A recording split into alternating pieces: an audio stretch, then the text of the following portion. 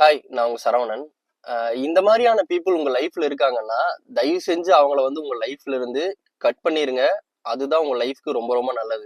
எதுக்கு எடுத்தாலும் கம்ப்ளைண்ட் பண்ணிட்டே இருக்கிறது, குறை சொல்லிட்டே இருக்கிறது. லைஃப்ல வந்து பாத்தீங்கன்னா மொத்தம் 3 டைப் ஆஃப் பீப்புள் தான். ஃபர்ஸ்ட் டைப் ஆஃப் பீப்புள் பாத்தீங்கன்னா, நல்லதை நல்லதா பார்ப்பாங்க, கெட்டதை கெட்டதா பார்ப்பாங்க. செகண்ட் டைப் ஆஃப் பீப்புள் வந்து நம்ம லைஃப்க்கு ரொம்ப வேணும். ஏன்னா இவங்க கெட்டதை கூட நல்லதா பார்ப்பாங்க. அது மூலியமா அவங்க அந்த விஷயத்த கூட நல்லதுக்காகன்னு சொல்லி உங்களை மோட்டிவேட் பண்ணி அடுத்த கட்டத்துக்கு கொண்டு போயிருவாங்க. ஆனா இந்த மூணாவதா இருக்காங்கல்ல, அவங்க ரொம்ப டேஞ்சர். நல்லது நடந்தாலும் கெட்டது நடந்தாலும் அதுல குறை கண்டுபிடிச்சிட்டு அது கெட்டதுக்காக தான் சொல்லி உங்களை மேனிபுலேட் பண்ணுவாங்க. பீப்புள்ஸ் பாத்தீங்கன்னா, அவங்க என்ன யோசிக்கிறாங்களோ அதை உங்களை பண்ண வைப்பாங்க.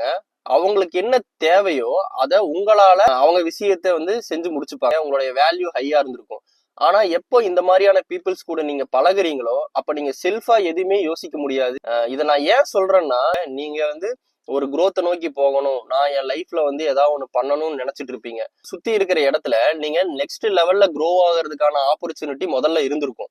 ஆனா நீங்க இந்த மாதிரி இருக்கிற பீப்புள்ஸ் கூட சேரும்போது அந்த ஆப்பர்ச்சுனிட்டியும் போயிரும். அப்ப என்ன ஆகும், ஆட்டோமேட்டிக் உங்களுடைய growth அஃபெக்ட் ஆகும். ஆனா இப்ப நான் சொல்ற விஷயங்கள் இது புரியும் போது நீங்க லைஃப்ல நிறைய டைமை வேஸ்ட் பண்ணியிருப்பீங்க. உங்க லைஃப்ல இருந்து நிறைய விஷயங்கள் வந்து அவங்க எடுத்துக்கிட்டு அவங்க அதை செஞ்சிருப்பாங்க. நீங்க வந்து எதுவுமே செஞ்சிருக்க மாட்டீங்க.